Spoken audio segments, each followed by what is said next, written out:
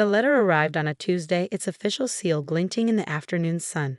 My hands trembled as I opened it, the final paperwork confirming my inheritance from Grandma Rose.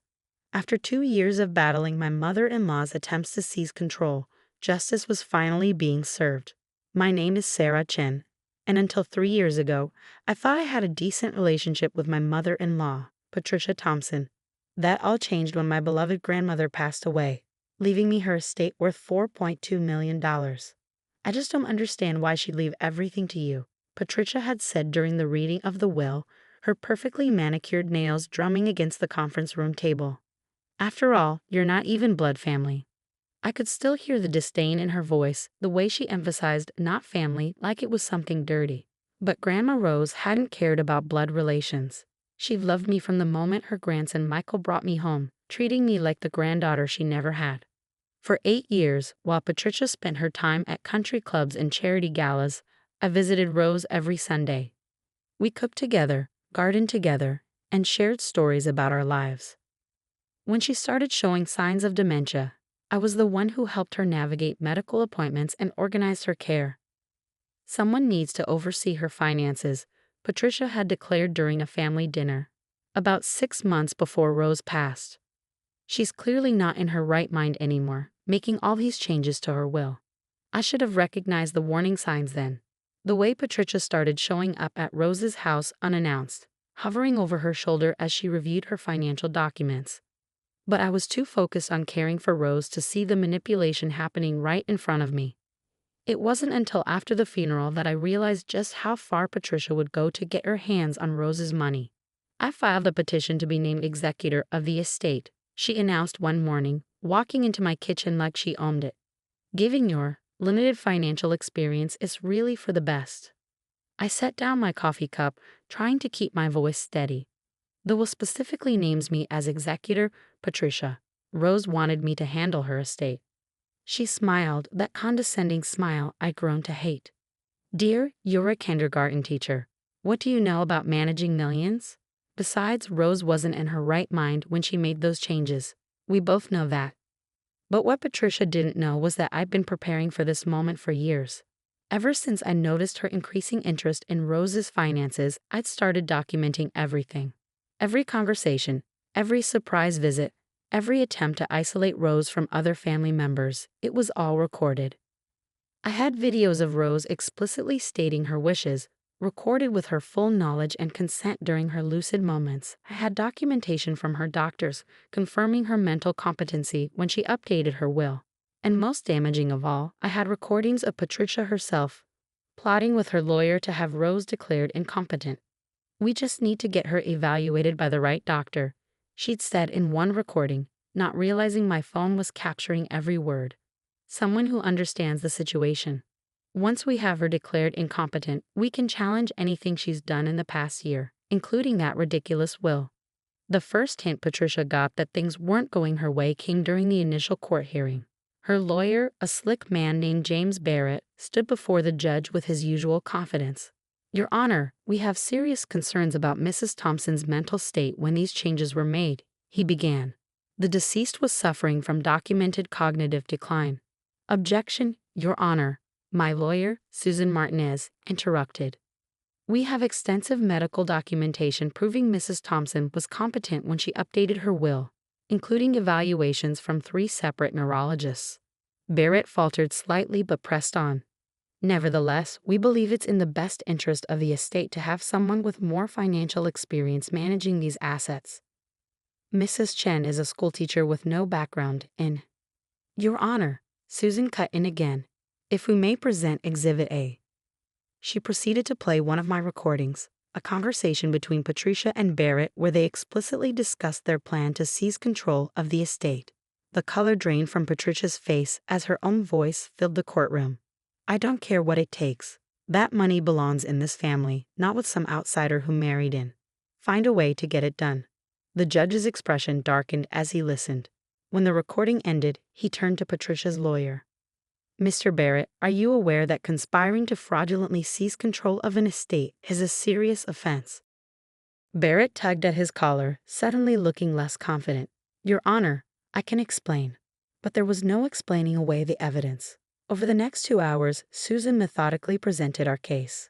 The medical records, the videos of Rose, the multiple recordings of Patricia's attempts to manipulate the situation.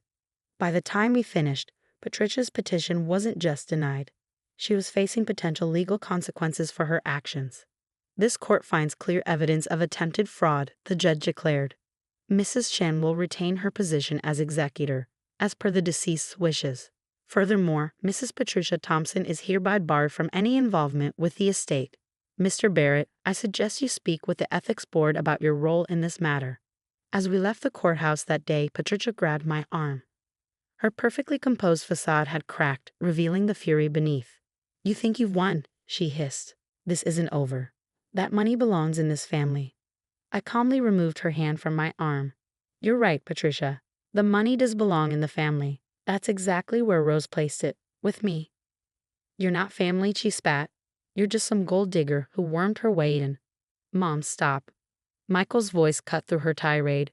My husband had been quietly supportive throughout this ordeal, torn between loyalty to his mother and his knowledge of what was right.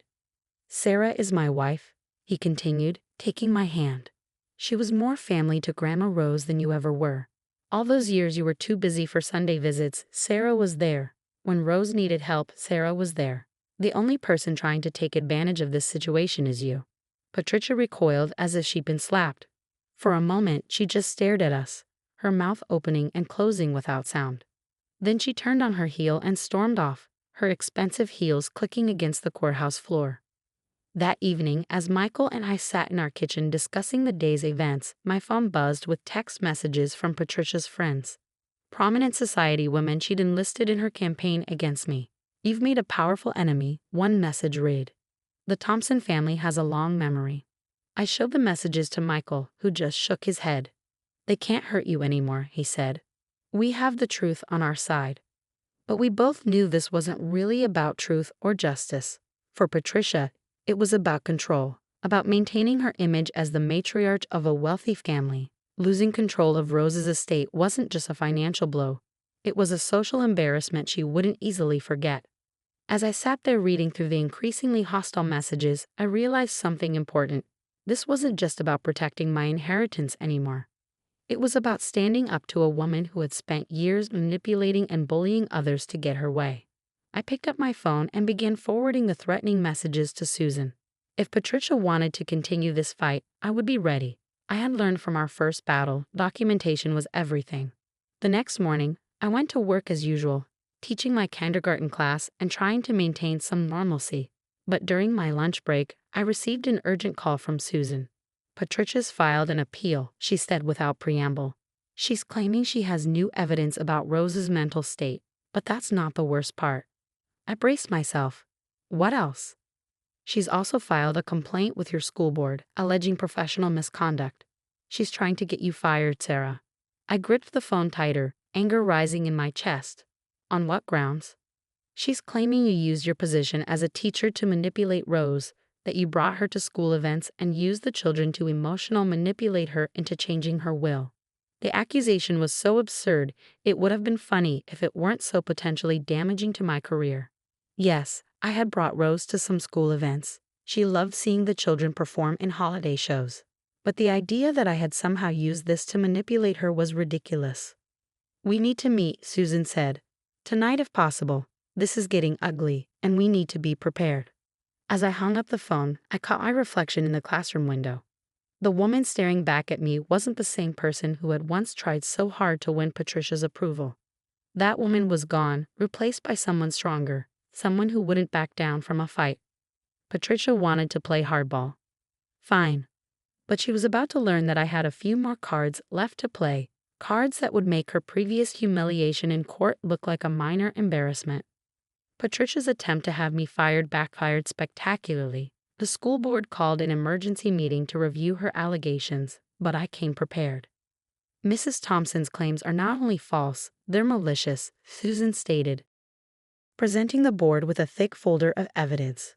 We have signed statements from multiple witnesses, including school staff and parents, confirming that Mrs. Rose Thompson's visits to the school were always appropriate and supervised. But our ace in the hole was a video recording from the previous year's Christmas pageant. There was Rose, sitting in the audience with other grandparents, her face beaming as she watched the children perform. More importantly, the video showed Patricia herself standing at the back of the auditorium, clearly aware of and unbothered by her mother-in-law's presence at school events. If Mrs. Chen was using these events to manipulate Mrs. Rose Thompson, why did he raise concerns at the time? The board chairman asked Patricia directly. She fumbled for an answer, her usual poise cracking. I didn't realize at the time. Didn't realize what? Susan pressed. That your mother-in-law enjoyed spending time with her grandson's wife and her students, or that you could use these innocent visits as ammunition in your vendetta. The board dismissed Patricia's complaint unanimously, but the damage to her reputation was just beginning. The local paper caught wind of the story, and suddenly the Thompson family's dirty laundry was being aired in public. Prominent socialite attempts to frame teacher in inheritance dispute, read the headline. The article detailed Patricia's attempts to seize control of the estate, her false accusations against me, and her history of manipulative behavior. The social fallout was immediate. Patricia's country club friends, the same ones who had been sending me threatening messages, suddenly went silent. Her position on various charity boards became awkward as other members distanced themselves. But Patricia wasn't done fighting. Her appeal of the original court decision moved forward, with her lawyer claiming to have new evidence about Rose's mental state. The new evidence turned out to be testimony from Rose's former housekeeper, Maria, who claimed she had witnessed Rose in states of confusion, unable to recognize family members or remember basic facts. What Patricia didn't know was that I had maintained contact with Maria after Rose's death. The morning of the appeal hearing, Maria walked into court with us, not with Patricia. Mrs. Ramirez, Susan began her questioning. Can you tell us about your recent conversation with Mrs. Patricia Thompson? Maria straightened in her seat. She offered me money to lie, she stated firmly. She wanted me to say Mrs. Rose was confused all the time, but it wasn't true. Yes, sometimes she had bad days, but she always knew who she loved and who truly cared for her. The judge's face darkened as Maria detailed Patricia's attempts to bribe her. When she finished testifying, he turned to Patricia's lawyer. Mr. Barrett, are you aware that suborning perjury is a criminal offense? Barrett, looking increasingly uncomfortable, requested a brief recess. When court resumed 20 minutes later, he announced that his client was withdrawing her appeal. But the judge wasn't finished. Mrs. Thompson, he said, his voice stern, this court takes a very dim view of attempting to corrupt the judicial process. You are hereby fined $50,000 for contempt of court, and I am referring this matter to the district attorney's office for possible criminal charges. Patricia sat there, rigid with shock, as the judge continued. Furthermore, you are ordered to pay all legal fees incurred by Mrs. Chen in defending against this frivolous appeal. Should you attempt any further legal action regarding this estate, you will face additional sanctions. As we left the courthouse for the second time, Patricia was surrounded by reporters. The society pages that had once featured her charity work now carried photos of her trying to shield her face from cameras. That evening, as Michael and I sat in our backyard discussing the day's events, his phone rang. It was his sister Catherine, Patricia's daughter, who had remained neutral throughout the conflict. Mom's had a complete meltdown, she reported. She's locked herself in her room and won't talk to anyone. Dad's talking about taking her to a therapist. Michael sighed heavily. Maybe that's not a bad idea. This obsession with controlling Grandma's money. It's destroyed her reputation, her relationships. And for what? Catherine added. The money was never hers to begin with. Grandma Rose knew exactly what she was doing when she left everything to Sarah. After hanging up, Michael turned to me. I'm sorry, he said softly. Sorry for all of this, for not standing up to her sooner. I took his hand. You did stand up to her when it mattered most. And now maybe she'll finally get the help she needs. Over the next few months, we heard through family members that Patricia had indeed started seeing a therapist. The potential criminal charges were dropped after she agreed to make a substantial donation to a local elder care facility.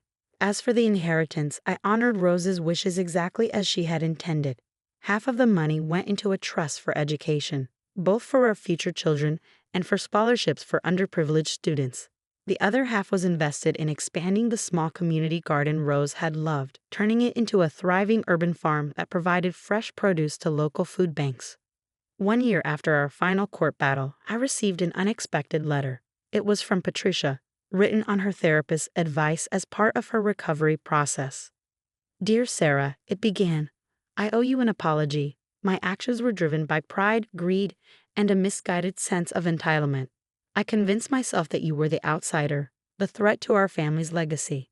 In reality, you were the one truly carrying on Rose's legacy of kindness and generosity. The letter went on for several pages, expressing remorse for her actions and asking for a chance to make amends. It was signed simply, with regret, Patricia. I showed the letter to Michael, who read it carefully. Do you think she means it? He asked. I don't know, I replied honestly, but I'm willing to find out. The following Sunday, exactly 3 years after Rose's passing, we invited Patricia to join us at the community garden. As she walked through the thriving beds of vegetables and flowers, I could see something in her expression shift. Rose would have loved this, she said quietly, touching a blooming rose bush, one of many I had transplanted from her original garden. She always said gardens were for growing people, not just plants. That's why she left everything to me, I said gently, not because she loved me more, but because she trusted me to grow something meaningful from what she left behind. Patricia nodded, tears in her eyes. I understand that now. I just wish I hadn't had to lose so much to learn that lesson. As we walked through the garden together, I thought about Rose and what she would make of all this. She had always said that money was like water. It could either nourish growth or erode foundations, depending on how you used it. Patricia's attempts to seize control of the inheritance had nearly destroyed our family. But in the end, Rose's wisdom had prevailed. The money had done exactly what she intended. It had revealed true characters, tested relationships, and ultimately helped heal old wounds. Today, the community garden stands as a testament to Rose's legacy. Local schoolchildren come for lessons about growing food and caring for the environment. Families gather for community events in the pavilion built in Rose's memory. And yes, Patricia occasionally volunteers, working alongside others to tend the gardens her mother-in-law loved so much. She's different now, humbled by her fall from grace, but perhaps better for it.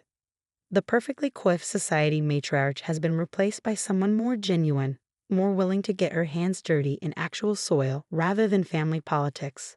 As for me, I continue teaching kindergarten, sharing Rose's love of learning with new generations. The inheritance changed many things in our lives, but it didn't change who I am or what I believe in. Sometimes, when I'm working in the garden, I think I can feel Rose's presence among the flowers she loved so much. I imagine her smiling, satisfied that her legacy grew into something even more beautiful than she planned. And I smile too, knowing that the real inheritance wasn't the money at all. It was the strength to stand up for what's right, the wisdom to use resources for good, and the understanding that true family isn't about blood or money, but about love and trust freely given. Patricia learned that lesson the hard way. But in the end, maybe that's exactly what Rose intended all along.